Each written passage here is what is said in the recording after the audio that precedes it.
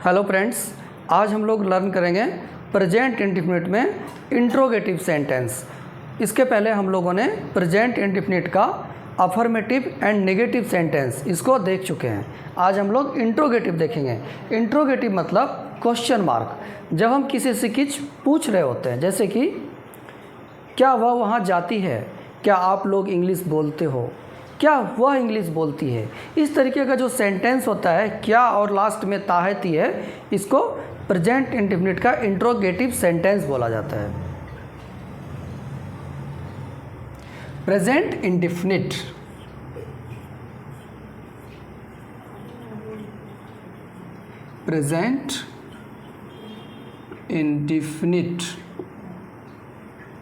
Tense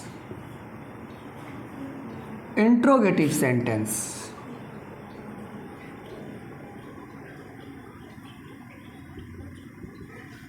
interrogative sentences, इसका structure होता है do does plus subject plus V1 plus object question mark. Do does plus subject plus V1 plus object. Sentence जैसे कि क्या वह school जाती है, क्या वह स्कूल जाती है। जब इसको इंग्लिश में बोल लेंगे तो इंग्लिश में कैसे बोलेंगे, क्या वह स्कूल जाती है। Does she go to school. Structure से सॉल्व करते हैं। अब यहाँ पे क्या है, क्या वह स्कूल जाती है, तो डू या डज। अब डू डज क्या है, ये हेल्पिंग वर्ब है, और हम लोग कभी भी हेल्पिंग वर्ब जब लगाते हैं तो पहले हमें सब्जेक्ट को देखना पड़ता है, क्योंकि सब्जेक्ट के अकॉर्डिंग ही हेल्पिंग वर्ब लगता है। इंट्रोगेटिव सेंटेंस में क्या है, पहले हेल्पिंग वर्ब आ रहा है, इसके लिए हमें पहले सब्जेक्ट देखना पड़ेगा। औरों में अफर्मेटिव में क्या होता है, सब्जेक्ट पहले होता है, जैसे subject plus verb plus object. यही था ना affirmative sentence, subject plus verb plus object. यहाँ पे हेल्पिंग वर्ब पहले है, तो पहले हमें सब्जेक्ट को देखना पड़ेगा कि वह क्या है। तो सब्जेक्ट क्या है, वह, और वह जाती है मतलब सी की बात हो रही है, फीमेल की बात हो रही है, सी। और सी के साथ क्या लगता है, देखिए यहाँ पे एक हम लोग टेबल बना लेते हैं कि किसके साथ क्या लगता है। जो डू होता है वो किसके साथ लगता है, जब सब्जेक्ट आई, वी, यू, दे, या जब कोई नाम होगा दो या दो से ज़्यादा, तो वहाँ पर डू लगता है। और डज, डज कहाँ लगता है, जब सब्जेक्ट ही, सी, इट या कोई सिंगल नेम होगा, तो वहाँ पर डज लगता है। मतलब कि डू, आई, वी, यू, दे, दो या दो से ज़्यादा नाम, मतलब क्या है, जब प्लूरल नंबर। और ये does, he, she, name, it, मतलब ये सिंगुलर नंबर। मतलब प्लूरल नंबर के साथ डू लगेगा, और जब सब्जेक्ट सिंगुलर नंबर होगा तो वहाँ पर डज लगेगा। तो सिंगुलर नंबर क्या होगा, ही, she, name, it. Plural number क्या होगा, आई, वी, यू, दे, या दो से ज़्यादा नाम। तो यहाँ पे क्या है, क्या वह स्कूल जाती है, वह क्या है यहाँ पे सिंगुलर नंबर। कैसे, क्योंकि ही और सी जो है ये क्या है, सिंगुलर नंबर, इसके साथ क्या लगता है, डज। तो हमने पहले क्या लगाना है, डज। अब डू या डज में एक लगना था, वो लग चुका है, डज। उसके बाद है सब्जेक्ट, तो सब्जेक्ट क्या है, सी। फिर है वर्ब, वर्ब क्या है इसमें, जाना, तो जाना का होता है गो। एंड ऑब्जेक्ट क्या है इसमें, स्कूल, और कहीं जाते तो टू लगता है, go to school. Does she go to school, पूछ ले रहे तो फुल स्टॉप नहीं, क्वेश्चन मार्क लगेगा। Does she go to school, क्या वह स्कूल जाती है। अब इसमें देखिए अफर्मेटिव सेंटेंस में यहाँ पे वर्ब के साथ एस या एस लगता था, लेकिन जब सेंटेंस नेगेटिव अफर्मेटिव, देखिए यहाँ पे अफर्मेटिव सेंटेंस में वर्ब के साथ एस या एस लगता था, जैसे कि सब्जेक्ट वर्ब और वर्ब के साथ एस या एस प्लस ऑब्जेक्ट। जैसे कि वह स्कूल जाती है, तो इसको हम लोग क्या बोलते थे, she goes to school. She goes to school, go के बाद यस लगता था।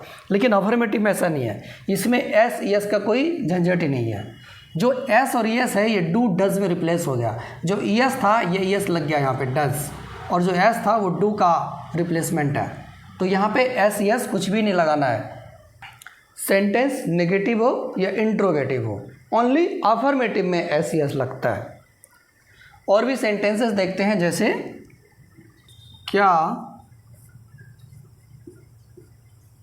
रोहित और सोनू गाना गाते हैं, गाना गाते हैं।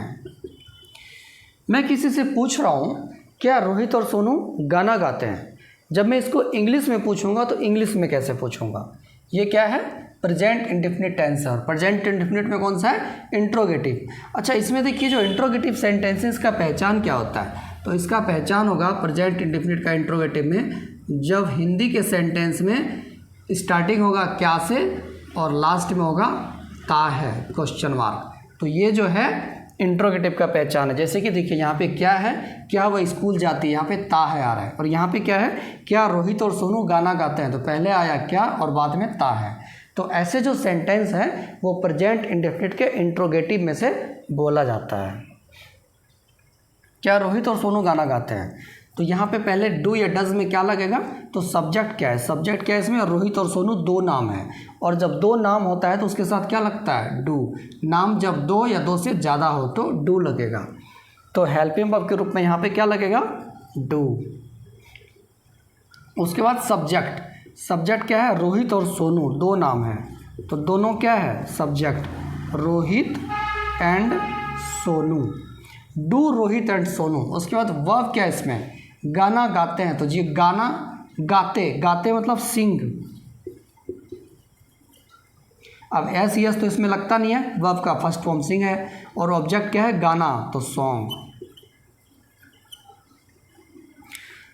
Do Rohit and Sonu sing a song, sing song नहीं, सिंग आ सॉन्ग, यहाँ पे आर्टिकल लगेगा, question mark.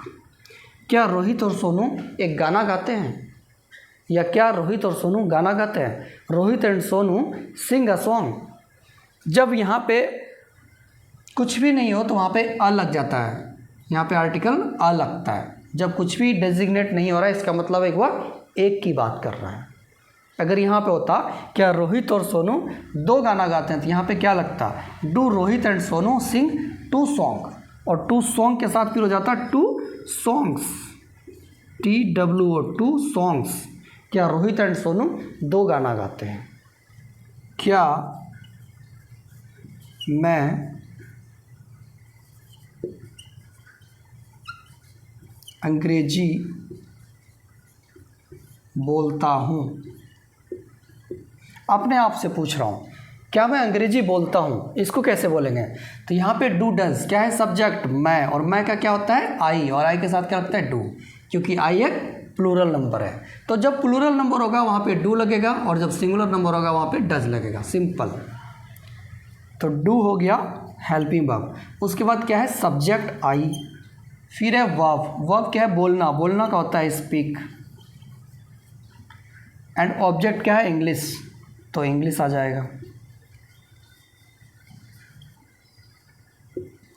Do I speak English, क्या मैं इंग्लिश बोलता हूँ, डू आई स्पीक इंग्लिश। अब यहाँ पे do I speak ah English नहीं होगा, क्योंकि इंग्लिश एक नहीं बोली जाती है, हर जगह आ नहीं लगा देना है। डू आई स्पीक इंग्लिश, क्या मैं इंग्लिश बोलता हूँ, क्या मैं पंजाबी बोलता हूँ, डू आई स्पीक पंजाबी। क्या तुम इंग्लिश बोलते हो, डू यू स्पीक इंग्लिश, क्या हम लोग इंग्लिश बोलते हैं, तो जब हम लोग होगा तो क्या होगा, डू वी स्पीक इंग्लिश, क्या हम लोग इंग्लिश बोलते हैं। क्या वह मुंबई जाती है, देखिए क्या वह मुंबई जाती है, क्या वह मुंबई जाती है। अब इसमें डू या डज, तो सब्जेक्ट क्या है, वह, जाती है सी है, और सी के साथ क्या लगता है, डज, सी के साथ डज, सी या ही कुछ भी है उसके साथ डज लगता है। तो यहाँ पे अगर जाता है करूँ तो क्या वह मुंबई जाता है, तो क्या लग जाएगा, ही, और ही के साथ भी क्या लगता है, डज। तो हेल्पिंग वर्ब हो गया डज, उसके बाद ही या सी जो भी सब्जेक्ट है, उसके बाद वर्ब क्या है इसमें, जाना, जाना का होता है गो, और ऑब्जेक्ट क्या है इसमें, मुंबई। तो जाने के साथ टू लगता है, go to Mumbai. Does he go to Mumbai, क्या वह मुंबई जाता है। अगर इसको टू नहीं लगाएंगे, डज ही गो मुंबई, तो ये सेंटेंस गलत हो जाएगा। तो यहाँ पे जाने के सेंस में टू लगता है और आने के सेंस में फ्रॉम लगता है। क्या वह मुंबई से आता है, तो इसको कैसे बोलेंगे, does he come from Mumbai. देखिए बनाते हैं, क्या वह पटना से आती है। पूछा जा रहा है क्या वह पटना से आती है क्या। अच्छा, इसको ऐसे भी बोल सकते हैं, क्या वह पटना से आती है, या फिर वह पटना से आती है क्या, इसको ऐसे भी बोला जा सकता है, वह पटना से आती है क्या। अब मैंने जो बोला था कि सेंटेंस का स्टार्टिंग जो है वो क्या से होगा और लास्ट में ता होगा, ज़रूरी नहीं है।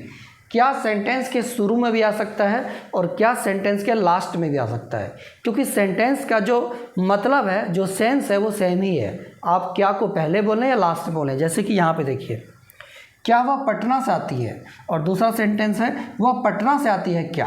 दोनों में क्या डिफरेंस है, कुछ भी नहीं। सेंस तो दोनों का एक ही है कि पूछा जा रहा है कि वह पटना से आती है क्या। तो इसमें कंफ्यूज बिल्कुल भी नहीं होना है। अब यहाँ पे क्या लगेगा, डू या डज। तो सब्जेक्ट क्या है, वह, और वह का क्या होता है, ही, और ही के साथ क्या लगता है, डज। तो पहले लग जाएगा हेल्पिंग वर्ब के रूप में, पहले लगेगा डज, उसके बाद सब्जेक्ट, फिर वर्ब। सब्जेक्ट क्या है, आती है, सी, डज सी। वर्ब है आना, आना का होता है कम, और पटना से, तो यहाँ पे फ्रॉम आ जाएगा, और फिर ऑब्जेक्ट है Patna. Does she come from Patna, क्या वह पटना से आती है। क्या आप इंदौर से आते हो, do you come from Indore. क्या आप इंदौर जाते हो, do you go to Indore. क्या आप खाना खाते हो, डू यू ईट फूड, या डू यू टेक मील। तो अभी हम लोगों ने प्रेजेंट इंडेफिनिट का इंट्रोगेटिव सेंटेंस काफ़ी सारे प्रैक्टिस किया। ये डेली स्पीकिंग इंग्लिश में बहुत सारे बोले जाते हैं, प्रेजेंट इंडेफिनिट बहुत सारा बोला जाता है। तो इसको आप लोग ज़्यादा से ज़्यादा प्रैक्टिस करें, काफ़ी सारे सेंटेंसेस बनते हैं। होप आपको वीडियो पसंद आया होगा। अगर आपको वीडियो पसंद आया तो लाइक एंड सब्सक्राइब ज़रूर करें। Thank you.